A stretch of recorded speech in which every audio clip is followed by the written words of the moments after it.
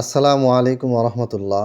বাংলাদেশের 4টি মূলনীতি, তার মধ্যে সোশ্যালিজম, সেকুলারিজম, এই দুইটা নিয়ে আমি দুইটা ভিডিও করেছি। আজকে আলোচনা করব গণতন্ত্র বনাম ইসলাম। ইসলাম কী জিনিস আর গণতন্ত্র কী জিনিস। আচ্ছা, আমাদের 4টা মূলনীতির এটা হচ্ছে সংবিধান। একটা মূলনীতি হচ্ছে যে ডেমোক্রেসি। ডেমোক্রেসির ব্যাপারে কি বলা আছে, এই বইয়ের 13 পৃষ্ঠা অর্থাৎ অনুচ্ছেদ 7-1 বলা হয়েছে যে প্রজাতন্ত্রের সকল ক্ষমতার মালিক জনগণ। ঠিক আছে, এটা গণতান্ত্রিক সিস্টেম, এটা লেখা থাকে। এবং দেখেন এখানে একটা কথা বলা আছে, সেটা হচ্ছে যে পঞ্চম সংশোধনী 2005 সালে লেখা আছে যে ধর্মনিরপেক্ষতার পরিবর্তে সর্বশক্তিমান আল্লাহ তাআলার উপর পূর্ণ আস্থা ও বিশ্বাস স্থাপন করা নীতিটি গৃহীত হয়েছিল। পরবর্তীতে 2005 সালের 29 আগস্ট সংবিধানের পঞ্চম সংশোধনী অবৈধ ও বাতিল ঘোষণা করে রায় দেন হাইকোর্ট। আপিল বিভাগ 2রা ফেব্রুয়ারি 2010 সালে কিছু পর্যবেক্ষণ দিয়ে হাইকোর্ট বিভাগের উক্ত রায় বহাল রাখেন। ফলে বর্তমানে রাষ্ট্র পরিচালনার মূলনীতিসমূহ হচ্ছে জাতীয়তাবাদ, সমাজতন্ত্র, গণতন্ত্র এবং ধর্মনিরপেক্ষতা। অর্থাৎ সর্বশক্তিমান আল্লাহ তাআলার উপর পূর্ণ আস্থা ও বিশ্বাস স্থাপন করা, এটা যেই মানে এটাকে অবৈধ করে ঘোষণা করা হয়। ঠিক আছে, এইবার দেখেন যে গণতন্ত্রে যে জিনিসটা আছে সেটা হচ্ছে সার্বভৌমত্ব, আলটিমেট অথরিটি। এটা কার হাতে থাকে? এটা থাকে হচ্ছে জনগণের হাতে। এটা বিশ্বাস করতে হবে আপনাকে। এই বিশ্বাসটা আপনি প্রকাশ না করলে, এই বিশ্বাসটাকে স্বীকৃতি না দিলে আপনি আপনার রাজনৈতিক দল কখনোই বাংলাদেশ সংবিধান কর্তৃক স্বীকৃতি লাভ করবে না। এর বিপরীতে আমাদের মুসলমানদের বিশ্বাস কি, যে সকল ক্ষমতার উৎস আল্লাহ, আল্লাহর হাতে সব কিছু। এবার আইন প্রণয়নের কাজটা কে করবে? জনগণ করবে, অথবা জনগণ তাদের যে প্রতিনিধি পাঠাবে, এমপি পাঠাবে, তারা আইন প্রণয়ন করবে।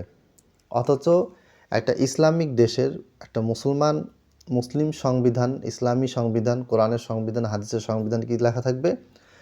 যে আল্লাহ এবং তার রাসূল সাল্লাল্লাহু আলাইহি ওয়াসাল্লাম যেই শরিয়া দিয়েছেন, ওই শরিয়া অনুযায়ী আইন প্রণীত হবে। এরপরে দেশ পরিচালনার শাসন কার্য পরিচালনা করার উৎসটা কি? এটা হবে জনগণের মতামত ও ভোট। ঠিক আছে, এখন মনে করেন একটা মদ্যপায়ী যে মদ পান করে, যেই ব্যক্তিটা মদ পান করে সেই ব্যক্তিটা অবৈধ কাজ করেছে কিনা। ধরেন কত একজন ব্যক্তি মদ পান করে, আপনি তার বিরুদ্ধে মামলা দিলেন যে সে মদ খায় এবং সে মদের প্রচার প্রসার ঘটাচ্ছে, জনগণকে সে এলাকার আশেপাশে ছেলেদেরকে সে মদ কী করতেছে, সার্ভ করছে, ওইটাকে এক কথায় জনগণের ভিতরে সে মদের একটা প্রসার ঘটাচ্ছে। এখন সরকার কি করলো? ভোটের আয়োজন করলো যে আপনি মদ পান করা বৈধ, হ্যাঁ অথবা না। অধিকাংশ মানুষই ভোট দিল যে মদ পান করা বৈধ, কোনো সমস্যা নেই, খাক, অসুবিধা কী। তাহলে আমাদের সংবিধান বলতেছে যে তাহলে জনগণের যে এই মতামত, এটার উপর ভিত্তি করেই সরকার বা বিচারক আদালত রায় দিয়ে দিবে যে মদ পান করা যাবে। ঠিক আছে, যেহেতু সংখ্যাগরিষ্ঠ মানুষ বলেছে, তার মানে শাসন কার্য পরিচালনা, বিভিন্ন আইন প্রণয়নের উৎস কাদের হাতে? জনগণের হাতে। কিন্তু আমরা মুসলমানরা বিশ্বাস করি কোরআন, সুন্নাহ, ইজমা ও কিয়াস, ইজতিহাদ, এগুলোর ভিত্তিতেই কি হবে? আইন প্রণীত হবে। মানুষের অধিকাংশ মানুষ যেটা বলবে সেটার ভিত্তিতে নয়।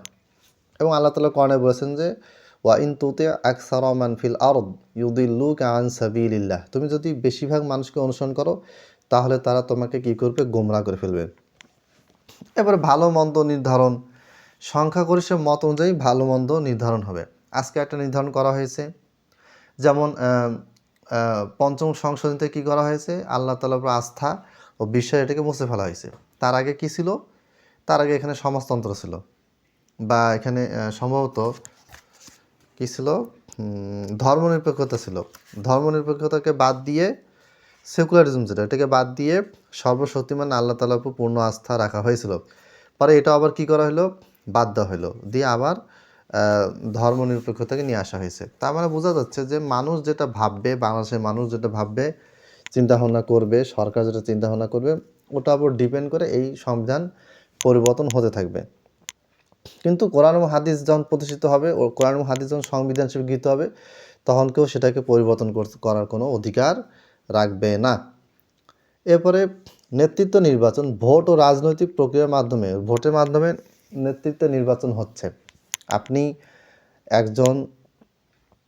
ঢাকা বিশ্ববিদ্যালয়ের অধ্যাপক, 100 জন মানুষ আপনাকে ভোট দিল, আর আমি হচ্ছে এলাকার গুন্ডা পান্ডাদের নেতা, 101 জন আমাকে ভোট দিল, কে এমপি হবে? আমি হব, আপনি হবেন না।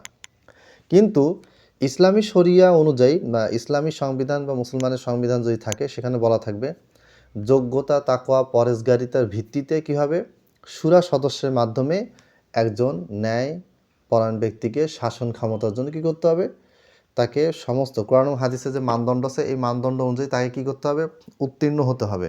সেই মানদণ্ডগুলো কি, এগুলো আমরা ইনশাআল্লাহ আলোচনা করবো। ইবনে তাইমিয়া রাহিমাহুল্লাহর আস-সিয়াসাত বইতে এগুলি আলোচনা করা আছে। এটা বাংলা অনুবাদও মনে হয় বের হয়েছে, কারা করেছে জানি না, তো বের হয়ে থাকলে আপনি পড়তে পারেন, অথবা পরবর্তীতে আমি ইবনে তাইমিয়ার বই থেকে কিছু ভিডিও করবো ইনশাআল্লাহ।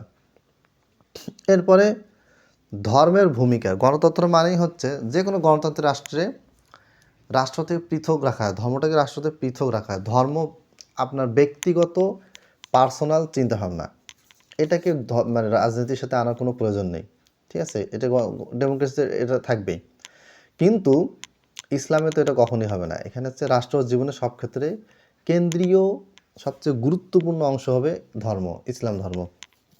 আর অন্যান্য ধর্ম যারা থাকবে ওদের প্রতিনিধি থাকবে, তারা তাদের ধর্মের প্রতিনিধিত্ব করবে সংসদে, সেটারও অপশন থাকবে। এরপরে মানুষের স্বাধীনতা, ডেমোক্রেসিতে মানুষের স্বাধীনতার কোনো শেষ নেই, সীমাহীন হতে পারে, এটা কোনো শেষ নেই।